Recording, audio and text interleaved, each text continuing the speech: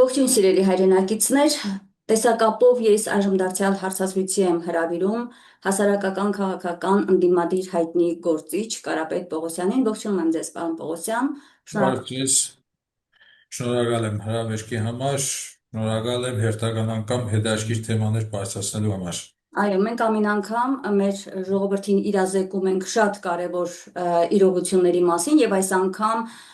ես հատուկ առանձնացրել եմ անվտանգային թեմաները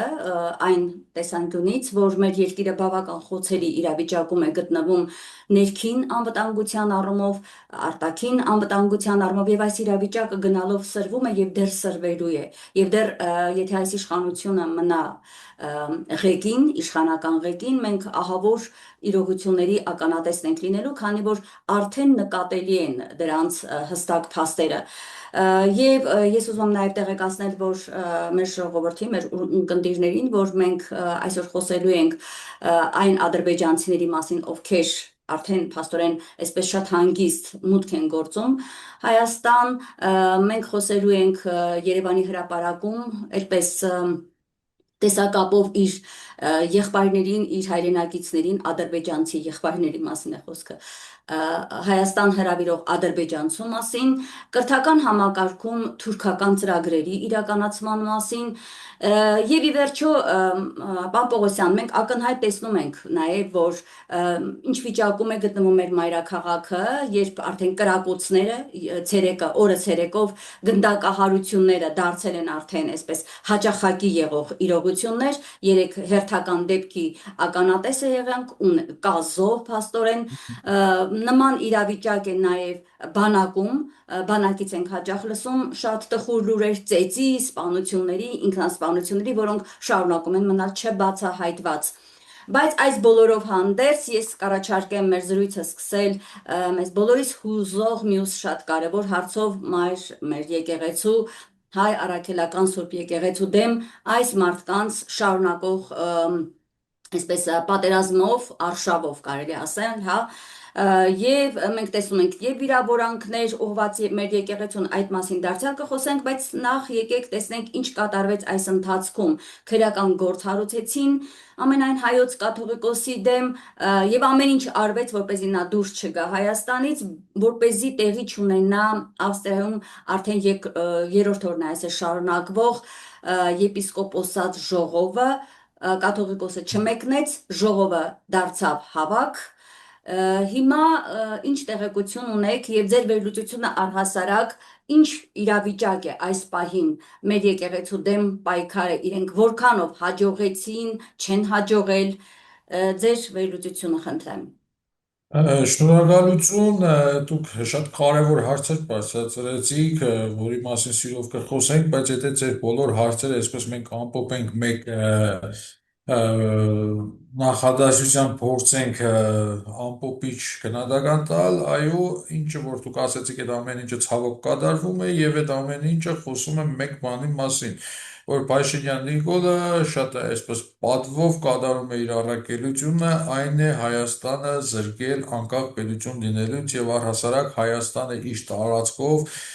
նվիրաբերել թուրքական աշխարհին։ Ցավոք սրտի մինչ սպա իր մոտ դա բավականին լավ ստացվում է բացառությամբ եկեղեցու դեմ մղված իր պայքարից, որովհետև մինչև սպա ինքը արդեն մոտ 8 ամիս հայ երևի, եթե չեմ սխալվում, ինքը ամեն ինչ արեց, գնաց ամենավերջի ստորություններին, գնաց ամեն կերպ թե օրենսդրությունը խախտելով, թե սահմանադրությունը ոտնատականելով, ինքը ամեն ինչ արեց, բայց դեռևս շոշափելի հաջողություններ չունի, ինչը նշանակում է, որ մեր երկրում, մեր ժողովրդի մեջ հայ առաքելական եկեղեցին շատ խորը արմատներ ունի եւ ամենակարևորը հայ առաքելական եկեղեցին ճիշտ կառավարվում է։ Այս ընթացքում մենք ավելի շատ բացահայտեցինք նաեւ մեր համար, մեր ամենայն հայոց հայրապետի բոլոր ուժեղ կողմերը, բացահայտեցինք նրա այսպես փայլուն կառավարչական հատկությունները եւ առհասարակ եկեղեցու ամրությունը։ Տեսեք, ինչպես դուք նշեցիք, իրենք ամեն ինչ արեցին, թե եպիսկոպոսների նկատմամբ քրեական գործեր, որպեսզի Հայաստանից դուրս չգան, փորձեցին օրինակ երեց գնդերին ամեն կերպ բանակում օգտագործելով հանել վեհապարի դեմ, բայց միևնույն է չստացվեց, անձամբ վեհապարի նկատմամբ ծիծաղելի, այսպես քրեական վարույթ նախաձեռնեցին եւ արգելեցին երկրից դուրս գալը, բայց միևնույն է ժողովը կայացավ։ Այստեղ մի շատ կարևոր բանի վրա էլ եմ ես ուզում մենք ուշադրություն դարձնենք։ 3 օր է այդ ժողովը իր այսպես ասած դանում է, բայց որևէ մեկը իշխանություն, ընդդիմություն, չգիտեմ, ինչ որ հատուկ ծառայություններ, դրսի ներսի, որևէ մեկը չկարողացավ այդ ժողովից թեկուզ մի փոքր ինֆորմացիա արտահոսք դուրս բերել, այսինքն որևէ կերպ չկարողացան խանգարել։ Ես ակամայից հիշում եմ 2022 թվականի հոկտեմբեր ամսին, երբ որ Վեհարանում հավաքվեցին Հայաստանի, Արցախի նախկին նախագահները եւ Վեհապարը, օրինակ այդ նույն հավաքից անմիջապես հետո Երևան ԹՏ-ում գնաց առաջին նախագահի մասով որոշակի ինֆորմացիոն այսպես արտահոսքեր, որից հետո ինքը դուրս եկավ եւ սկսեց պատասխանել արդեն մեղադրել երկրորդ նախագահին եւ արդյունքում դա ցախողվեց։ Ու տեսեք, այնտեղ հավաքվել էին նախագահներ, որոնք ի պաշտոնե եւ իրենց գործունեությամբ պարտավոր էին, չգիտեմ, հետև պետական գաղտնիքից մինչև ամենածանրը պահել, բայց նույնիսկ իրենք այնտեղ չկարողացան, մասնավորապես առաջին եւ երկրորդ նախագահները իրենք նույնիսկ այնտեղ չկարողացան այդ լարվածության տակ պահպանել գաղտնիքներ, իսկ հիմա բոլոր եպիսկոպոսները վեհապարի գլխավորությամբ շատ կազմակերպված ձևով իրականացնում են այն, ինչը իրենց պետք է եւ վստահ են, որ այդ եպիսկոպոսատ ժողովի արդյունքում մենք կունենանք էլ ավելի ուժեղ եկեղեցի եւ էլ ավելի լուրջ պայքարելու հիմքեր։ Սա իսկապես շատ կարևոր է բոլորիս համար, որովհետև այս պարագայում ես կարծում եմ, որ մեզ բոլորիս միավորողը միայն կարող է լինել եկեղեցին։ Եվ շատ տեղին է հիմա ասել, որ մեր բոլորի փրկությունը եկեղեցում է։ Մեր Այո, փրկությունը, այո, եկեղեցում է Աստծո առաջ, հանդերձյալ կյանքում եւ մեր փրկությունը հիմա եկեղեցում է նաեւ մեր երկրային կյանքում, այս պահին, որ մենք ապրում ենք, այսինքն Հայաստանի Հանրապետության լինել չլինելիությունը այլևս կախված է միայն հայ առաքելական եկեղեցուց։ Հետևաբար օգտվելով նաև ձեր եթերից, ես ուզում եմ բոլորին կոչ անել, անկախ ձեր քաղաքական հայացքներից, ձեր սոցիալական դիրքից, ձեր ճաշակից, չգիտեմ, առանձնահատկություններից, բոլորս եկեք միավորվենք Վեհապար Հայրապետի շուրջը, նա գիտի ճանապարհը, նա գիտի մեր ճանապարհը լուսավորելու ձևը եւ ես վստահ եմ, որ ինքը մեզ կտանի իսկապես այն ճանապարհով, որը նորից կվերականգնի Հայաստանի Հանրապետության պետականությունը եւ վստահ եմ նաեւ կտա հստակ ճանապարհները Արցախ վերադառնալու։ Եվ փաստորեն այն, ինչ մեզ հուշել է մեր պատմությունը, այսօր մենք դրա ականատեսն ենք։ Ի վերջո մեր հաղթանակների առաջամարտիկը, այսպես դրոշակակիրը մեր դարերի խորքում միշտ եղել է մեր եկեղեցին եւ մեր միաբանությունը, մեր հոգեվոր հզոր է դասի շուրջ։ Իզուր չէ, որ պարոն Պողոսյան, այս ընթացքում, երբ այս մանրապճեղներ որոշ հայտարարում էին, վիրավորում էին, ամենավերջին վիրավորանքներն էին ուղղում մեր եւ կաթողիկոսին եւ մեր հոգեվոր մյուս առաջնորդներին եւ ընդհանուր առմամբ մեր եկեղեցուն, շատերը կային, ովքեր խորքային լավ գիտեին մեր եկեղեցու հզորությունը, հզորդերը, ծիծաղում էին անկեղծ ասած, ասում էին այս մարդիկ ոչինչ չեն կարող անել, որովհետեւ ամենայն հայոց եկեղեցին եւ մեր կաթողիկոսը, ամենայն հայոց կաթողիկոսը իրենք շատ հզոր են եւ պաշտպանված են, Աստծո պաշտպանություն ունեն, օծյալ են կաթողիկոսը Դուք եւ այո խոսեցիք պատմությունից ընդհանեցին երեցեք, բայց շատ կարևոր արձանագրում ունեմ նաև անելու ես,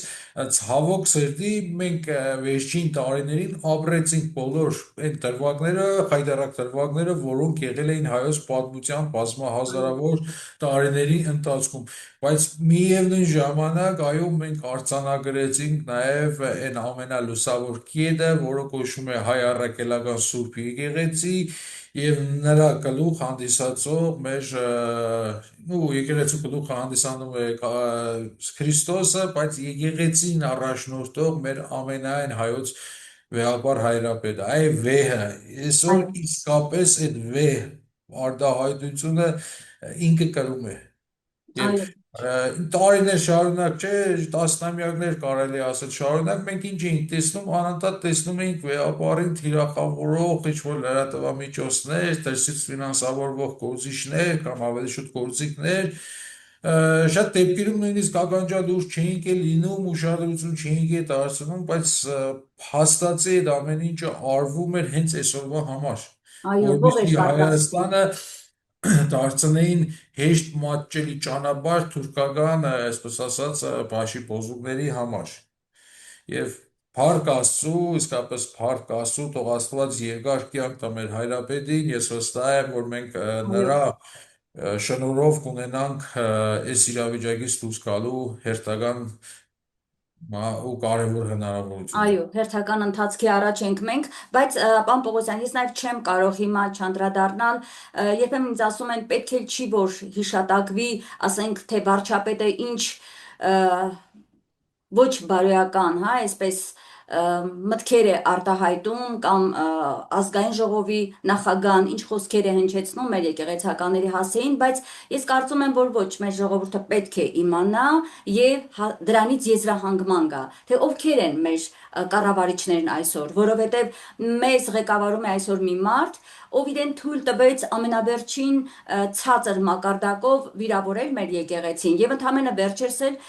եթե չեմ սխալվում իր ասուլիսներից մեկում ծայրահեղ իսլամիստական, հա, այսպիսի բնորոշում տվեց, թե մեր եկեղեցին այդպիսին է, այսինքն դուք պատկերացնում եք, չէ, ես երբեք չեմ պատկերացրել, որ հայ մարդը մանավանդ ղեկավարը կարող է այդպիսի բան անել եւ հետեւության թող հանգի Կներեք, ես էլ երբեք չեմ պատկերացրել, որ Նիկոլ Փաշինյանի երակներում կարող է հայկական այրուն լինել։ Հա, եւ Անկեղծ դուք չեմ դրանով համարում։ տվեցիք պատասխանը, թե ինչու է նա այդպես ասում։ Փայլուն էր պատասխանը, կարճ եւ դիպուկ։ Իրականում ես դրան չեմ հավատում, ես վստահ եմ, որ իր այրումներում բացարձակապես չկա հայկական գեն։ Ես անկեղծ ասում եմ, այդ տեսեք ինքը իսկապես շատ ցածր մակարդակ ունեցող մարդ է եւ ամեն օր մենք այդ ցածր անկիրք լինելու հանգամանքի հետ ծանոթանում ենք։ Այո,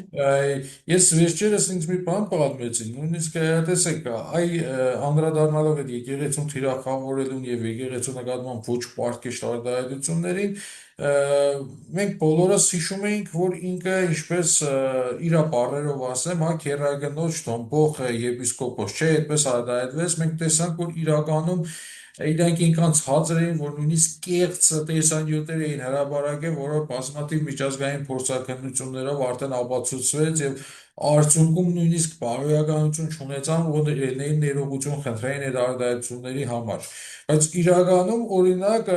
ինձ պատմեցին աշնակցիները, որ այդ դեպքը տեղի է ունեցել, բայց ոչ թե տեղի ունեցել եկեղեցու սպասավորների օգտին, այլ նրա զինվորների, սապեյանների կողմից։ Այդ քերականոչ պատմությունը իրականություն եղել է Աշնակ գյուղում, դա ըստ աշնակցիների եւ կապվում է Նիկոլի շատ սիրելի Թալինի համայնքապետի եւ նրա հորեղբոր հետ։ Այսինքն ինքը երբ որ վերցրել է այսպես ԱԱՑ-ի դոսիեները եւ այդ դոսիեների մեջից փնտրել է ամենապիղծերին, ինքը գտել է նաեւ այդ պատմությունը եւ երևի հենց ինքն էլ է դրանից ցնցվել ու որոշեց կապել մեր Արշակ Սրբազանի հետ։ դուք կարևոր փաստ եք ասում, պարոն Պողոսյան։ Իհարկե, ես իզուր որևէ բան չեմ ասում, այսինքն ինքը մենք տեսանք, որ սա փջեց։ Այ հիմա Ալեն Սիմոնյանը մանրանկապեղծերից է խոսում։ Ես հիմա Այո, փորձում եմ նաև այդ հասկանալ, երևի իր պրակտիկայում կամ իր կյանքում կա նման դրվագ, որովհետև իրենք ինտեսակն են, որ ինչը որ զրբարդում են ուրիշին, ինչը որ փորձում են ուրիշի վրա կարել, իրականում այդ հագուստը արդեն իրենք հագել են։ հա, Իրենք դա տեսել են եւ իրենք օգտագործել են։ Հետևաբար այդ մարդկանց ուղղակի պետք է արհամարել Եվ իրականում էլ մեր կռիվը մենք շատ լավ հասկանում ենք, որ վաղուց ոչ թե Փաշինյան Նիկոլի կամ նրա թիմակիցների թեմ է, ոչ մեր կռիվը հենց այն բազմադարյան կռիվն է, հայ-թուրքական կռիվն է, որտեղ իրենք օրինակ օգտագործում են անմարդկային զինատեսակներ, որը կոչվում է, ասենք, Նիկոլ 1975։ Ասենք ինքը անմարդկային զինատեսակ է, որը շատ ավելի վատն է, քան ցանկացած միջուկային զենք։ Այսինքն մեր կռիվը ոչ թե այդ զենքի դեմ պետք է լինի, մեր կռիվը պետք է լինի թուրքական աշխարհի դեմ, եթե մենք ուզում ենք ապրել, գոյատևել, պահպանել մեր արժեքները, մեր սրբությունները։ Եվ այստեղ ես համաձայն եմ, որ իմաստ չունի անընդհատ իրենց մեկնաբանել կամ իրենց քննարկել, որովհետև իրենք ընդամենը գործիք են։ Մ, Իրենք Այո, չեն, իրենք իրենցով մի հատ ընտանիք չեն կարող կառավարել։ Հանրությունը դա լավ գիտի, որ մնաց պետություն կառավարեն։ այո, Եվ հետևաբար մենք ունենք այստեղ ընդամենը մեկ խնդիր, հնարավորինս շուտ ճիշտ գնահատելու, ճիշտ հասկանալու մեր ռեսուրսները, մեր հնարավորությունները եւ ճիշտ կերպով միավորվելով առաջ ուղղակի։ շարժիվել եւ պայքարել այդ թուրքական զավթիչների դեմ։ Այո, պարոն Պողոսյան, ես այստեղ ուզում եմ հետևյալ հանգամանքին անդրադառնանք, հա հետաքրքիր էր այն փաստը, որ այս օրերին մի կողմից Փաշինյանի վիրավորանքները, հալածանքները եկեղեցում, այդ քրեական գործեր, մյուս կողմից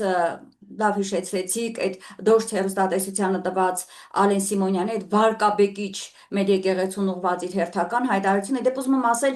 գիտեք ինչ Շատ մեզ կներեք համար պետք է ցավալի։ ընդհանրեմ, այ դա վարկաբեկի չէ եկեղեցու համար, դա վարկաբեկում է հենց Ալեն Սիմոնյանի անձը, նրա պաշտոնը։ Հասկանում եք ոնց կարող է երկրի պարլամենտի ղեկավարը զբաղվի բամբասանքներով եւ նման էժան բամբասանքներով։ Այն ինչ է նշանակում ես լսել եմ կամ ես գիտեմ, եղբայր գիտեիր, լսել էիր, դու այդ հարցը լուծեիր։ Քո երկրի ներսում, ինչու ես օտար Այո, դու հեռուստաընկերության դու եթերով ելել ես, խոսում, այն էլ այսինքն դոշտի, էլի։ դու հասկանում ես ին բոլորիս կյանքում է կենցաղում է կան չէ չստացված են անհաջող սերբություն չունեցող մարդիկ, որոնք ասենք հենց նեղն են ընկնում, սկսում են հարևանի մոտ բամբասել իրենց ընտանիքի անդամից։ Ահա, հա, շատ նման տիպիկ Հա, օրինակ այսինքն ասեցիք։ ինքը այդ տեսակն է, էլի, որ այլևս ոչինչ չունի ասելու, փորձում է ինչ-որ մի ցնցող բան մտածել ասել, եւ հետեւաբար ես նորից եմ կրկնում, մարդիկ երբ որ սուտ են խոսում, զրբարդում են, իրենք զրբարդում են այն, ինչը իրենց կյանքով անցել է, Ահա։ ինչը իրենց համար ցավալի է, հետեւաբար այո, նաև կարծում եմ մի օր կբացահայտենք, կհասկանանք թե երևույթին Ալեն Սիմոնյանը որտեղից է ծանոթ։ Հա, այստեղ ուղղակի մի հանգամանքի վրա եմ ուզում ձեր ուշադրությունը հրավիրել։ Տեսեք, իրենք իրենց իրավունք են վերապահում մեր Մгм. սրբությունները, մեր ազգային արժեքները, մեր ինքնության հենասյուները վիրավորել, կարևոր ներկայանալի անձանց վիրավորել, նաև օտար հեռուստաալիքների եթերներով։ Բայց երբ որ մենք ասում ենք, «Էս ինչ եք անում», եւ իրենց տված գնահատականին համարժեք հակադարձում է արվում, ասում են, այ Մгм. քրեական գործ կհարուցենք ձեր դեմ, այ ձեզ Մгм. կլրացնենք։ Հիմա լրատվամիջոցների հետ կապված են փորձում ինչ որ բաներ, այսպես նախագծեր են մտմտում, որոշումներ են ուզում կայացնել, որպեսզի լրացնեն նաև լրատվամիջոցների ազատ խոսքի իրավունքը։ Եվ մենք տեսնում ենք նաև, չէ, լրագրողներ, ովքեր այս պահին բանտված են, մեր հոգևորականները, ովքեր դեմ արտահայտվեցին այս իշխանությանը, դարձյալ բանտված են Բակրատ Սրբազանին ու 17 այդ անձանց, արդար այդ մարդկանց ահաբեկիչ հանեցին։ Փակի տակ են դրել, որովհետև իրենց համար ոչ հաճելի բառ են ասել, բայց իրենք իրավունք են վերապահում մեզ վիրավորել։ Սա անհանդուրժելի է։ Ու թե մինչև ուր պիտի ձգվի, կարծում եմ մինչև հունվարի հունիսի 7։ Կարծում եմ դրանով Դուք շատ կավարտվի ամեն ինչ։ լավատես եք, դուք շատ լավատես եք, Աստված ձեր լավատեսությունը իրականանա։ Ես անձամբ ինքս որևէ ժամկետներ չեմ տնում իմ արջև, որովհետև հասկանում եմ մենք ում հետ գործ ունենք եւ իրականում մենք պետք է բոլոր հնարավորությունները այո օգտագործենք սրանցից ազատվելու համար։ Ձեր ասած հնարավորությունները նույնպես հնարավորություն է եւ ինչքանով այդ հնարավորությունը քաղաքական դաշտում կօգտագործվի, ես այս պահին չեմ ուզում կանխատեսումներ անել, բայց ուզում եմ հիշեցնել բոլոր դերակատարներին, բոլոր ընդդիմադիրներին, բոլոր հայ մարդկանց, որ Նիկոլ Փաշինյանից պետք Եվ եթե օրինակ վաղը առավոտ մենք կարող ենք ինչ-որ քայլ անել եւ այդ քայլով ազատվել կամ մոտեցնել նրանից ազատվելու պահը, ուրեմն մենք չպետք է նստենք, սպասենք հունիս ամսվան, որ գնանք հերթական ընտրությունների եւ արդյունքում ունենանք օրինակ շատ ծանր ֆիասկո, ինչպես ունեցանք 2021 թվականին։ Այսինքն այստեղ խնդիրը չպետք է լինի կոնկրետ հիմնավորվել մի գործիքակազմի վրա, բոլոր տեսակի գործիքները պետք է օգտագործվի եւ օգտագործվի օր առաջ։ Ես սա միշտ եմ ասել, որովհետեւ Նիկոլ Փաշինյանի մնալու յուրաքանչյուր րոպեն մեր ազգի, մեր պետության համար մեծ սպառնալիք է եւ վնաս է։ Ինքը մեզ վնասում է ամեն րոպե, ամեն պահի։ Ինչպես օրինակ մենք մեզանից շատերը ամեն առավոտ արթնանում ենք, մտածում ենք սրանից ո՞նց ազատվենք, ինքն էլ ամեն առավոտ արթնանում է, մտածում է էլ ինչ վատություն անի։ Հայ ժողովրդին։ Այո, իհարկե։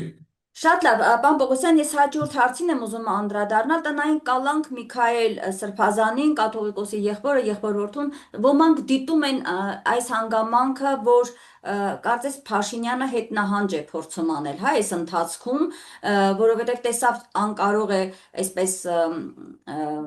անկյուն կանգնացնել, այսպես ասեմ, հա, մեր հոգևորականներին, չկարողացավ մեր եկեղեցու դեմ, հա, իր պայքարը լիարժեք իրականացնել, հիմա փորձում է որոշակի այսպես քայլեր անել, ինչով եք սա մեկնաբանում, թե սա ուղղակի աչք կապոցի է, ընտրությունների նախաշեմին փորձում է ժողովրդին ցույց տալ, թե տեսեք, ես ամեն դեպքում այս հետ քայլ արեցի որոշակի, հա, մարդկանց Ուրեմն կալանքից ինքը երբեք հետ քայլ չի ազատելով անում։ տնային կալանք տալու։ Ինքը երբեք հետ քայլ չի անում, բացարձակապես Հա, չի անում։ Իր յուրաքանչյուր քայլը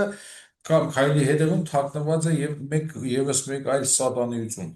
Տեսեք, անդրադառնալով Միքայել Սրբազանին, տնային կալանքը բացարձակապես չի տարբերվում օրինակ բանդում կրած կալանքից։ Տարբերությունը ընդամենը մեկ բան է, օրինակ Միքայել Սրբազանի դեպքում տարբերությունը մի բան է, որ ինքը, ասենք, սենյակն է փոխում։ Մի սենյակից անցնում է մյուս սենյակ։ Եվ ես այստեղ ոչ թե տեսնում եմ Փաշինյանի կողմից ինչ-որ մեծահոգություն կամ ինչ-որ իրավիճակի թուլացում եւ այլն, ես տեսնում եմ ընդհանրապես ավելի մեծ չարություն։ Որովհետև երբ որ ինքը գտնվում էր Երևան կենտրոն քայլակատարողանում, կոնե իր խցագիցները իր եղբայրներն էին, հոգևոր եղբայրները, մյուս սրբազանները, ում հետ ինքը շփվում էր, ինքը շատ հաճախ կարողանում էր օրինակ շփվել ազգային ժողովի падգամավորների հետ, ուրիշ այցելուների հետ, որը իր համար ես վստահ եմ, իրեն ճանաչելով շատ կարևոր էր, որ այդ մարդը կարող էր իր խոսքով կիսվել։ Իսկ այսօր ինքը գտնվում է մի վայրում, որը շատ մոտ է իր սիրելի յոթվերկ եկեղեցուն, ընդամենը մի 10 մետրի տարբերությամբ, ու պատկերացրեք ինքը նստած պետք է լսի միայն զանգերի ձայնը, ու ինքը չի կարողանալու իջնել իր սովորության համաձայն այնտեղ քայլել։ Ինքը չի կարողանալու իջնել այնտեղ ժամերկություն վայելել, չի կարողանալու իր հոդի անդամների հետ շփվել եւ այդ ամեն ինչը հիմնականում մենակության մեջ, այսա Նիկոլ Փաշինյանի տեսակն է, ինքը հերթական անգամ ինչ-որ բան փաթեթավորում է գեղեցիկ, բայց իրականացնում է չարություն։ Սա հերթական չարության դրսևորումն էր եւ իր պատկերացումամբ պատիժը մեր Սրբազանին։ հա, այսինքն խոսեց այն Այսինքն մասին, թե պատիժը մեղմվել է բացարձակապես սպանել։ սրանով որևէ կերպ չի մեղմվել, ընդհակառակը ինքը սրանով մի մասաների խապեց, բայց ավելի ծանրացրեց Միքայել Սրբազանի վիճակը։ Իհարկե, Միքայել Սրբազանը շատ ուժեղ մարդ է եւ ինքը ամեն ինչ կարող է հաղթահարել, ես վստահ եմ, բայց իրականությունը այո սա է, որ այդ մարդուն տանես հասցնես իր սիրելի եկեղեցու մոտ եւ թույլ չտաս, որ ինքը վայելի այդ եկեղեցին։ Մասնակցի պատարակներին եւ դա Կարողանա պատուհանից նայել, բայց չկարողանա մոտենալ։ իսկապես դա դաժան կարելի ասել Ու ինչի համար, դեպքեր է ու ինչի փաստորեն համար, կայացել այստեղ տնային կարևորը կալանք ինչի տալու։ համար, հայրենիք սիրելու համար, ընդամենը սա է, Միքայել Սրբազանի, մեր բոլոր սրբազանները, եւ առհասարակ բոլոր քաղբանդարգյալների այս պահին կալանքի տակ գտնվող կամ նախկինում կալանավորված հիմա ազատության մեջ դուրս եկած բոլորի համար ընդամենը բոլորին դատել են մի բանի համար, հայրենիք սիրելու համար, ուրիշ մեղք որևէ մեկը, այդ թվում նաև ինքս լինելով էդի կարգավիճակում որևէ մեղք չենք ունեցել, մենք բոլորս ընդամենը սիրել ենք մեր հայրենիքը, մեր մեղքը եղել է մեր հայրենիք սիրելը։ Ու առհասարակ, եթե մենք ընդհանուր նայում ենք այդ նույն կանոններով, Նիկոլ Փաշինյանը ընդամենը մի բան է անում, ինքը Հայաստանը վերածում է համակենտրոնացման ճամբարի։ Այսինքն այստեղ հետևյալն է, կամ դու լավ կապրես թուրք սիրելով, թուրքին սպասարկելով, դու կարողանաս քեզ լավ պահել, կամ դու պետք է հեռանաս, կամ պետք է մնաս այն համակենտրոնացման ճամբարի համապատասխան բառակներում, որը քո համար կառուցում է։ Կներեք, մի քիչ երևի զայրացա։ Օրինակ տեսեք, հիմա որ ինքը ասում է կրթական ակադեմիա եմ քաղաք եմ կառուցել, չէ, ակադեմիական քաղաք եմ կառուցել։ Ինչ է դա, եթե ոչ համակենտրոնացման ճամբար։ Ասենք դու մայրաքաղաքից փորձում ես կտրել երիտասարդությանը եւ տանել այնտեղ աշխատել նրանց ուղեղների վրա, փորձել նրանց փչացնել, փորձել նրանց թրկասիրություն սովորեցնել եւ առհասարակ կտրել իրական կյանքից։ Այսինքն իր յուրաքանչյուր գործողությունների մեջ կա ընդամենը մեկ բան՝ մեզ ոչնչացնել։ Այ ամբողջ դրա մասին է այսօր։ Արևմուտքը ինչպես է փաթեթավորում, բայց իրականությունը այն է, որ ինքը Հայաստանը դարձնում, Հայաստանում ստեղծում է համակենտրոնացման ճամբարներ եւ վաղը մյուս օր յուրաքանչյուրին պետք է մտցնի իր բառակը։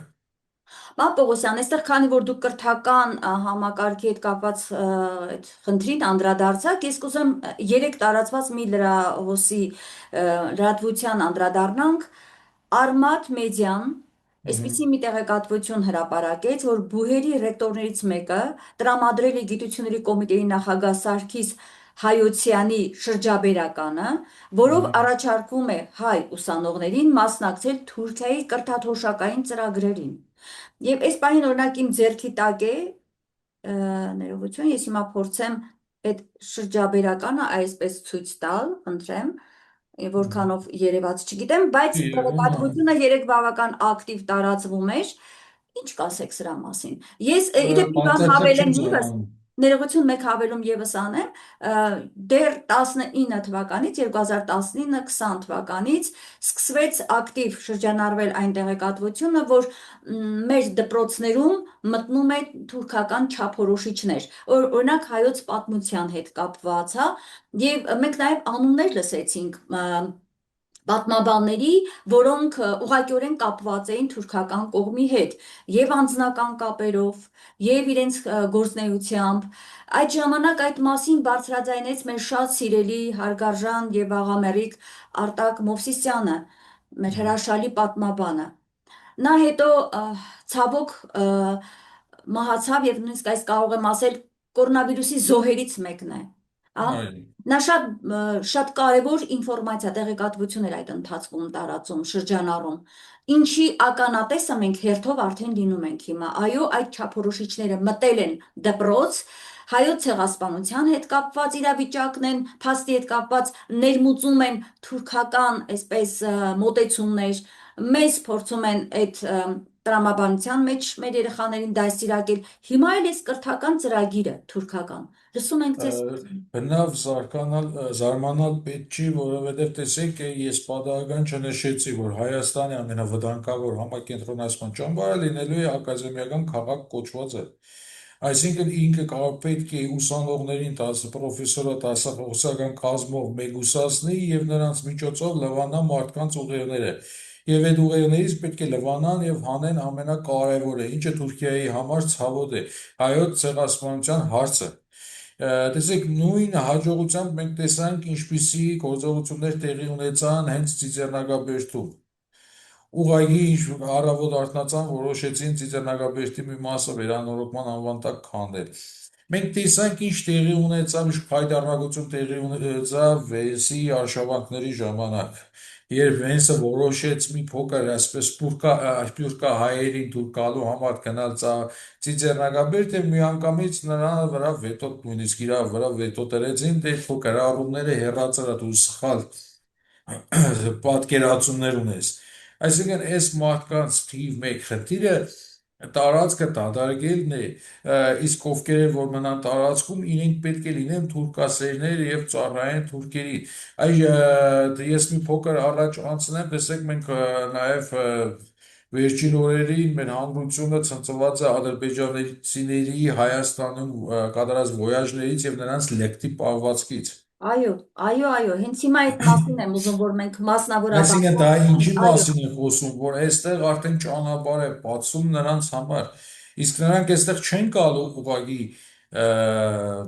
ապրելու, հա, շենացնելու, իրենք գալիս են ես երկիրը մեզանից ազատելու։ Եվ որևէ մեկը թող չմտածի, որ այդ ադրբեջանցի փախստականների անվան տակ ինչ որ հասարակ սովորական ադրբեջանցիներ են գալիս։ Գալու են շատ լավ պատրաստված զինվորականներ։ Ես այդ մասին շատ եմ խոսել։ Ինքը անցած տարվա ընթացքում մոտ 10,000-ով Ալիևը ավելացրեց իր կոմանդո ջոկատները։ Եվ այդ ջոկատների քանի տոկոսն էինք այստեղ գալու որպես խաղաղ ադրբեջանցի անվան տակ, բայց գալու է այստեղ ոչնչացնելու։ Բնույթ դրա իրենք այսօր ամեն ինչ անում են, որպեսզի տարածաշրջան բերեն կոնկրետ Հայաստանի տարածք բերեն նաև շատ մեծ թվով մահմեդականների այլ երկրներից։ Օրինակ բանգլադեշցիներ, ասենք բանգլադեշցին ինչ գործ ունի Հայաստանում։ Այսօր շատ մեծ ծավալներով իրենք Հայաստանի տարբեր բնակավայրերում արդեն տեղավորված են։ Տեսեք, ընդամենը մի թիվ ասեմ, անցած տարի այդ մամեդական ժողովուրդները, այսպես եկած բանգլադեշցիներ, չգիտեմ, պակիստանցիներ եւ այլն, սահմանախախտումների 60-ից ավելի դեպք էր արձանագրվել, որի մասին ես բարձրաձայնել եմ, բայց այդպես էլ որևէ պատասխան պետական մակարդակով չենք ստացել։ Դա 60 հոգին եղել էր միայն 2025 թվականի ընթացքում, իսկ 2026 թվականի այս կարճ ժամանակահատվածում, այսօր ինչքան 40 օր, հա, մոտավորապես, արդեն 30-ից ավելի սահմանախախտ միայն բանգլադեշցի կային, մյուսների մասին չեմ խոսում։ Ու ինչքան կան, որ իրենք շատ հանգիստ գալիս են, նույնիսկ իրենց համար վիզայի ռեժիմը չափազանց էժանացրած է, այսպես կոպեկներ է, որ ով ուզում է Բանգլադեշից գա այստեղ ապրելու կամ այստեղ գործելու, ինքը հանգիստ նստում է օտանավ եւ հասնում է այստեղ։ Բայց ովքեր են նրանք, ինչ են նախապատրաստում, ինչ են անելու, այսպես ասած, միանշանակ մենք ոչինչ չգիտենք։ Եվ ցավոք սրտի մեր ԱԱԾ-ն էլ զբաղված չի ազգային անվտանգության հարցեր լուծելով, ինքը զբաղված է ընդամենը Նիկոլ Փաշինյանի քմահաճույքները կատարելով։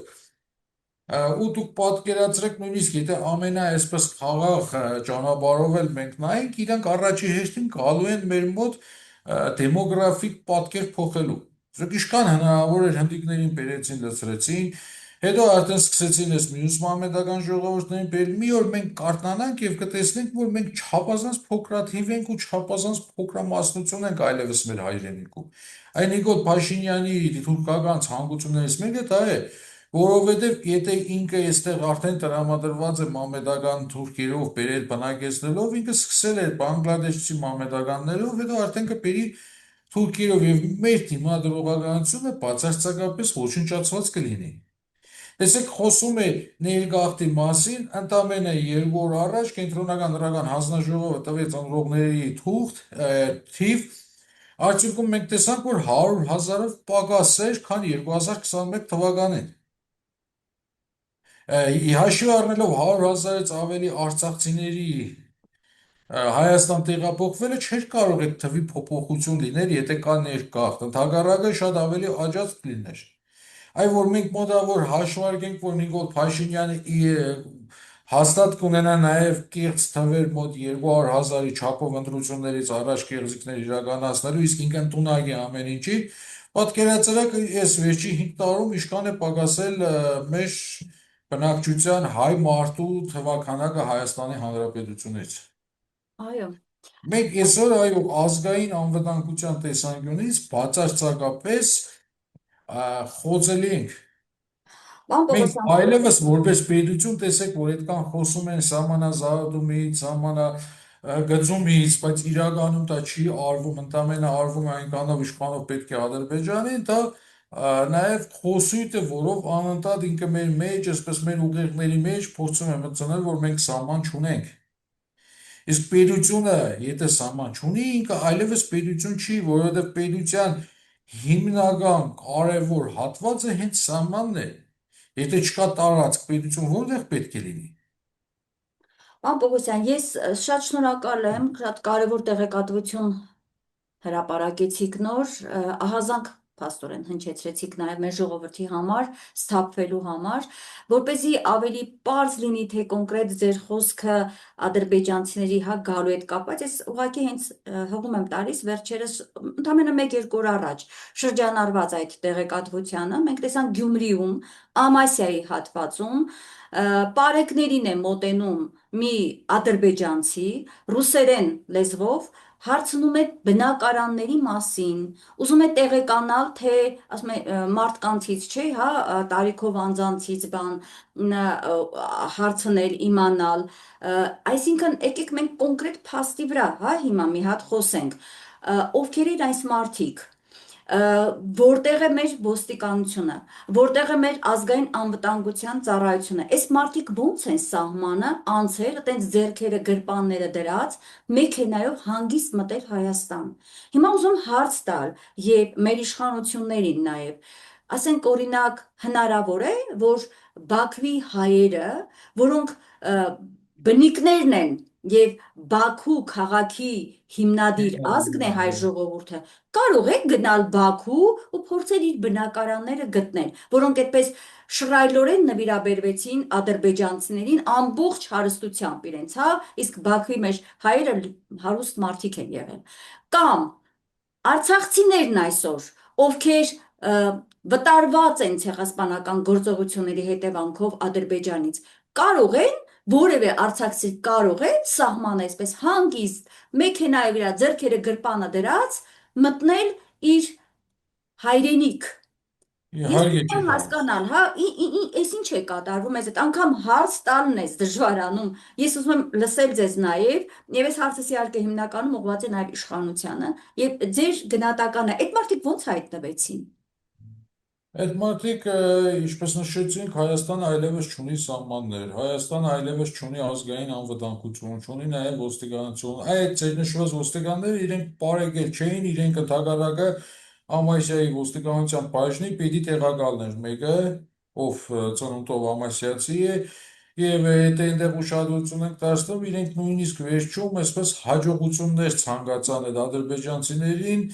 եւ դրանով ավարտեցին իրենց այսպես կոչված ծառայությունը։ Դուք շատ ճիշտ նկատեցիք, իրենք ազատ թրիվերի ամենուր, ամենտեղ կարող են մտնել, ելնել, ծաղրել։ Ցավոք սրտի սա միակ դեպքը չէր եւ առաջին դեպքը չէր։ Մենք ունեցանք դեպքեր, եւ իրենք ուղակի մտան Ծիծեռնակաբերդ ծաղրեցին մեզ, մենք ունեցանք դեպքեր, երբ իրենք հանրապետության հրապարակից ծաղրեցին Դա մեզ։ էլ դարձյալ վերջերը հրավիրում էր մի ադրբեջանցի իր Այո, հայրենակիցներին այսինքն այստեղ Հայաստան։ ես ցած ասեմ, իրենք արտոնյալներ են։ Այդ դուք ուշադրություն դարձրեք ճանապարհներին, բավականին շատ են թուրքական խոշոր բեռնատարները։ Ու տեսեք, որևէ տեղ օրինակ ձեր աչքին ընկնում է, որ պարեկային ծառայությունը իրենց կանգնեցնի ինչ-որ հարցով։ Ոչ։ Վրացական մեքենաներին կկանգնեցնի բուլղարական, ես ինքս քանի որ չափազանց շատ եմ երթևեկում եւ անընդհատ շաբաթվա մեջ մի քանի անգամ Երևան եմ գնում գալիս, մայրուղիներին ես չեմ հիշում վերջի տարիներին մի դեպք, որ տեսնեմ պարեկային ծառայությունը որևէ բեռնատար, թուրքական բեռնատար կանգնեցրել են։ Հայկական կանգնեցնում են, ռուսական կանգնեցնում են, բայց թուրքականին տվել են հadoop, այսպես ասած, պռախոտ։ Կնշանակի հրահանգ է տրված հենց իշխանության կողմից Իհարկե, նման դրական վերաբերմունք այդ նույն ունենալ։ հանգով իրենք այո այսօր կարող են գալ նաև մտնել մեր տները հերի մեզանից, բայց դուք տեսեք Բայց զարմանում եք, մտել ասում են եք էլի, իր ոնց հայրենիք կարող են է մտել։ ադրբեջանցին հասնել Ամասիա, ես ցես հակադարձում հետևյալ կերպ 2018 թվականին ոնց ադրբեջանցին հասավ կառավարության նստավայր եւ նստեց վարչապետի աթոռին։ Այն մենք այդ ժամանակից չենք մտածել։ Այն մենք այդ ժամանակվանից սկսած ենք միամիտ եղել։ Մենք չենք ուզեցել հավատալ։ Այ երբ որ շատ էր այդ թվում ինքս 2018 թվականին պայքարում էինք, մենք միայն պարսավանքի էինք արժանանում այդ թվականներին, այդ ժամանակահատվածում։ Հետևաբար այ ձեր ահազանգը ես ինքս էլ կիսելով ուզում եմ կրկին անգամ խնդրել բոլորին, բոլոր հայերին վերջին անգամ եկեք մենք հավաքվենք, եկեք մենք մոռանանք մեր ամբիցիաները, մեր միակ ամբիցիան այսօր պետք է լինի հայ մնալը։ Մեր միակ շահը պետք է լինի մեր ընտանիքների, մեր սերունդների ապահովությունը կազմակերպելը, այսինքն այլևս որևէ մեկը այսօր ով առավել եւս քաղաքական դերակատարներից, ռեսուրսներ ունեցողներից, եթե որևէ մեկը այսօր ինքը օրինակ գնալու է ընտրությունների զուտ իր անձնական հավակնություններից եւ իր շահերից ելնելով, ինքը բացարձակապես այլևս չի տարբերվելու Նիկոլ Փաշինյանից։ Այ վաղը մյուս օր թող ոչ ոք չներանա, եթե որոշվենք ու առանձին այլևս թիրախավորենք նաև նրանց, ովքեր իրենց ընդդիմություն են համարում, բայց գործում են զուտ իրենց սեփական շահից ելնելով, որովհետև իրենք Փաշինյան Նիկոլից ոչինչով չեն տարբերվում։ Այ հիմա ով ինչպես փորձի ներկայացնել, միևնույն է 2021 թվականի ընտրությունները մեր բոլորի համար եղավ ճակատագրական։ Եվ հետադրությունների արդյունքում էր, որ սա կարողացավ լեգիտիմացնել նոյեմբերի 9-ը եւ շարունակել իր գործողությունները եւ հասցնել Արցախի հանձնմանը։ Այ հիմա ցանկացած այո նորից կրկնվեմ, շատերը ուզում են ընտրություններ, թող գնան ընտրություններով, այո ինքն էլ է քաղաքական գործիք, բայց մենք իրավունք չունենք նստել միջև ամառ, ոչինչ չանել, ձեռքերս ծալած, սպասել, որ ընտրություններով իշխանափոխություն իրականացնենք։ Ոչ, Փաշինյան Նիկոլի ամեն մի վայրկյանը մեր կյանքն է կրճատում, մեր լինելիությունն է կրճատում։ Իդեպ, պարոն Պողոսյան, շատերս արդեն ասում ենք, որ հենց ընտրվեց, վերընտրվեց, եթե Աստված ոչ անի, անմիջապես հաջորդ օրնից իրականանալու են Ալիևի բոլոր պահանջները, այդ պահանջներից առաջիններից մեկը սահմանադրության փոփոխությունն է եւ միաժամանակ 300,000 ադրբեջանցիների ներհոսքը Հայաստան։ Մենք բայց հիմա այն պատկերը, որ տեսնում ենք, այն փաստերի հետ, որ առնչվում ենք, ուղղակի պետք է արձանագրենք, որ դա սկսված է։ Հիշենք Ալիևը հայտարարում էր, չէ, իր պահանջներից էր այդ 300,000-ը, մենք սկզբում դա չենք պատկերացնում, բայց երբ ավելի հստակ ծրագիր դրվեց շրջանառության մեջ Արևմտյան Ադրբեջան կոչվածը, հասկացանք, որ սա լուրջ աշխատանք է, որ արվում է Ադրբեջանի իշխանության կողմից։ Շրջանառեցին, գաղափարը հասունացրեցին, միջազգային հարթակներում այդ Արևմտյան Ադրբեջան կոչված այդ խայտառակ ծրագրի մասին արդեն բավական լուրջ եւ ներկայանալի են խոսում, իսկ ինչ է դա։ Դա ամբողջ Հայաստանի զավթումն է, ուղղակիորեն։ Եվ այդ process-ը բնականաբար պետք է սկսվի ինչով 300,000 եւ ավելի ադրբեջանցիների ներհոսքով, ինչի ականատեսն ենք մենք։ Այսինքն արդեն դուք ճիշտ եք, որ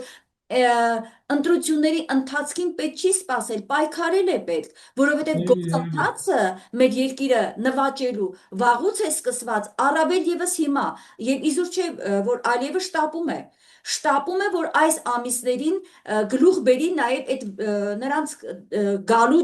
ընթացքը, ծրագիրը, որտեղ մտածում եք գուցե հեղինակազրկված Փաշինյանին ի վերջո հաջորդը խելքը գլուխը գա, եւ մեր քաղաքական ուժերի խելքն էլ գլուխները գան, համախմբվեն եւ համապատասխան հակահարված տան թուրք-ադրբեջանական տանդեմից սնվող այս իշխանությանը։ Նա վախեր ունի եւ նա շտապում է։ Հարցը այն է, թե մենք լավին չենք անում։ Եվ ես նաև կխնդրեմ հենց այս տեսանկյունից ձեր համոզմամբ իսկապես հենց այդ ծրագրի հետ մենք չէ գործ ունենք Արևմտյան Ադրբեջան կոչված խայտառակ հակահայկական Մենք հայացան ավելին ասեմ, ծրագրի։ մենք մասնավորապես այսօր Հայաստանում իրականացվում է դեռևս 20-րդ դարի սկզբին Սալոնիկիում կայացրած թուրքերի ամենամեծ երազանքը թուրանական միջանցքը, որը բերելու է իրենց պանթուրքիզմի եւ պանիսլամիզմի իրականացմանը։ Մենք այսօր այդ ծրագրի մեջ ենք, մենք փաստացի ես դու բոլորս այս պահին հանդիսանում ենք 1915 թվականի Եղեռնի հերթական շահառուները, այսպես ասած, այսինքն այսօր մենք գտնվում ենք եղեռնագործության մեջ, մեզ սպանում են, ոչնչացնում են, եւ եթե 100 տարի առաջ սպանության գործիքներն այլ էին, այսօրվա գործիքները այլ են։ Այն ժամանակ յատաղանն էր, հիմա Նիկոլ 75 անմարտկային զենքն է։ Խոշոր հաշվով շատ բան չի փոխվել։ Արդյունքը լինելու է այն, ինչը սկսել էր թուրքերը դեռևս 1900-ական թվականների սկզբին։ Այսինքն այստեղ բան չի փոխվել խոշոր հաշվով։ Եվ մենք այո իրավունք չունենք ընկնել ճոխությունների, շռայլությունների եւ մեր անձնական խնդիրները լուծելու հետևից։ մենք բոլորով կամ կփրկվենք այս իրավիճակից, կամ չենք փրկվի։ Եվ այսօր այո ճանապարհներից մեկն է հայ առաքելական եկեղեցու կողքին լինել եւ լինել զինվորի կարգավիճակով եւ լուր համբերատար հետևել վեհապարին եւ նրա խոսքին։ Համար մեկ տարբերակներից մեկը սա է։ Պարոն Պողոսյան, Երկրորդ տարբերակ, այս բոլոր ռեսուրսները կիրառելով այսօր կան շատ իդեալական նախադրյալներ մինչև մայիս ամիսը իմպիչմենտ իրականացնելու։ Այս պահին կա, թեկուզ իմ ՔՊ-ի ներսում տեղի ունեցող process-ները, որոնք մենք պետք է կարողանանք ճիշտ օգտագործել։ Տեսեք, երեք զավեշտալի դեպք էր եղել, իմ համար զավեշտալի, շատերի համար գուցե սարսափելի, Գյումրու քաղաքապետարանում։ Երբ որ ՔՊ-ի 10 ովջիկներից մեկը դեռևս անցած տարվա մայիսին իրեն խոստացվածը չտալու պատճառով մտել էր նրանց խմբակցության գրասենյակ, կծել էր փորձագետի ձեռքը, հետո մի քանի ժամ պատանդ էր պահել։ Հասկանում ոստիկանների միջամտությամբ նոր բաց էր թողել։ Քանի այդ ոմագի ներսում կան խնդիրներ, իսկ այդ ոմագի ներսում կան խնդիրներ, մենք պարտավոր ենք այդ խնդիրները ճիշտ օգտագործել, որովհետև ընտրություններից հետո այդ ոմագը չկներեք, ոմագը շատ գայլերին է, գայլերը իմ կողմից շատ հարգված կենդանիներ են, իրենց բոլուգ է։ Քանի այդ բոլուգը չի վերակազմավորվել ամռան ընտրություններից հետո, մենք բոլոր հնարավոր տարբերակները պետք է օգտագործենք։ Իդեպ պարոն Պողոսյան, այդ որ ՔՊ-ն ներսում ունի հակասություններ եւ բավական լուրջ հակասություններ երկու դրվագով էլ երևաց։ Նախ որ իրենց ներսում հիմա ընտրական գործընթաց է, չէ, ցուցակներ են կազմում եւ այլն, 38 հոգի դեմ են եղել, որ Փաշինյանը դարձյալ դառնա վարչապետ։ Բացի այդ, ես նաեւ տեղեկություններ ունեմ, որ շատ-շատերը եկեղեցու դեմ նրա այս քաղաքականությունից խիստ վրդովված են, ինչքան էլ կաշկանդված են, դե ՔՊ-ի ներսում չգիտեմ ինչ վիճակ է, հա, բոլորը պիտի ենթարկվեն այդ մեկ անձին, այդ մեկ անձի ցուցումով, SMS-ներով, շատ խելոք, գլուխները կախ, հեռանան պաշտոնից, այդ մեկ անձի ցուցումով մնան պաշտոնում եւ այսպես շարունակ։ Այսինքն իրենք նաեւ բերվել են կոճակ սեղմողներ են խորհրդարանական ՔՊ-ականները, որոնք տրված այսպես թղթերով ուղակի հարցեր են ուղում իրենց ՔՊ-ական առաջնորդներին։ Այսինքն այս մարդկանց մեջ անգամ որ իրենք այդպիսի տեսակներ են, էլի կան ընդվզողներ։ Այդ 38-ը փաստորեն լուրջ վերլուծել է, թե որ հասկացել է, որ Փաշինյանը չի վարչապետ։ Շատ, տեսեք, չուզեցա ինքս էլ շատ մանրամասներ, չուզեցա ինքս էլ նաև անուններ տալ, բայց երբեք ավելի նպաստավոր պայմաններ իմպիչմենտի գնալու, քան հիմա չի եղել։ Այստեղ հարց է։ Մեր մեծամեծ քաղաքական գործիչները, ես նկատի ունեմ նրանք, ովքեր ունեն հստակ ռեսուրսներ, հնարավորություններ, կօգտագործեն այս պահը, թե ոչ։ Իսկ Որովհետև կներեք, սա պարոն ավելի Պողոսյան, ռեալ է, քան ընտրություններով հաղթանակ տանելը։ բայց այստեղ կան նաև մի բան, որ նման դեպքերում, քանի որ իրենք բոլորը նույն կեղտոտ հակահայկական ճահճի մեջ են, ամեն մեկին փաստորեն Փաշինյանը ինչ-որ տարբերակով ներգրավել է իր այդ հայացյաց ծրագրերի մեջ։ Իրենք միևնույն է նույն կաթսայում են։ Եվ եթե ինձ թվում է այսպես, եթե ասենք իմպիչմենտի գործընթաց սկսվի, իրենք բոլորը նորից են Ես իրենք վստահ չեմ։ թեթակի այսպես կոչված շուրջ են Ես համակարգում։ վստահ չեմ, այստեղ կարևորը, եթե իրենք տեսնեն, որ ընդդիմությունը վճռական է, իրենք շատ արագ կփախնեն եւ իրենք շատ արագ կտավաճանեն իրենց շեֆին։ Դուք մի մոռացեք, որ իրենց բացի հայադատությունից միավորում է եւս մեկ բան։ Ես այդ բարի հայերեն այսքան տարի չեմ կարողացել գտնել, կներեք հոդարալեզու կերպով, ժարգոնային կերպով դի ասել։ Իրանք կյանքով մեկ աբիժնիկներ են։ Իսկ այդ աբիժնիկությունը նաև տարածվում է հիմա իրենց եւ իրենց շեֆի նկատմամբ։ Ասենք իրենք ոնց որ հայերին էին ադում, իրենք ոնց որ նորմալ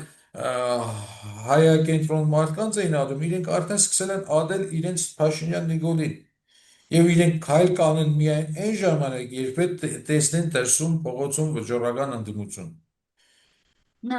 Իսկապես սա այո, այնպիսի փողոցում, ժամանակ է, որ փողոցը պիտի մենք բոլոր, ակտիվանա։ ես նորից կրկնվեմ, ինչպես սկզբում ասել եմ, մենք պետք է օգտագործենք բոլոր հնարավոր գործիքները եւ չպետք է նստենք, սպասենք, որ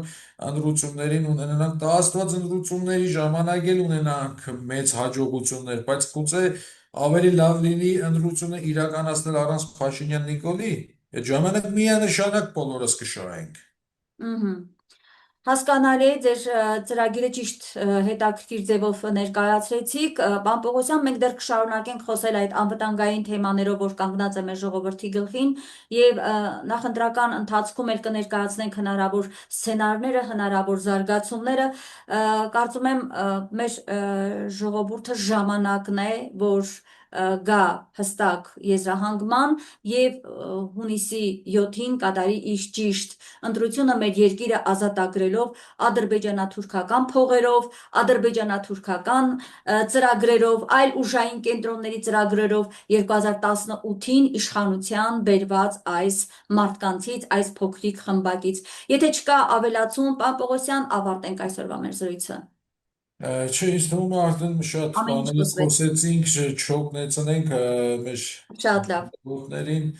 թող Շնորհակալ եմ։ Աստված մեր բոլորի ուղեկիցը լինի եւ մենք էլ ամենակարևորը դեմքով շրջված լինենք մեր Աստծուն եւ ոչ մի դեպքում չփախչենք նրանից։ Այո, եւ համախմբվենք ամենայն հայոց կաթողիկոսի եւ Այո, մեր առաքելական Սուրբ եկեղեցու շուրջ։ Շնորհակալ եմ ձեր ուսել եմ շնորհակալ։ շատ այսպես հայրենասեր ազգային տեսակի համար եւ կարծում եմ, որ ձեր նման մարդիկ պետք է այսօր հաճախ խոսեն, իրենց խոսքը ուղեն մեր ժողովրդին։ Ես հիմա դարձյալ հիշեցնեմ իմ հայրենակիցներին, որ տեսակապով ես զրուցում եի Գյումրիից հասարակական քաղաքական ընդդիմադիր գործիչ Կարապետ Պողոսյանի հետ։ Լավ եղեք, կհանդիպենք։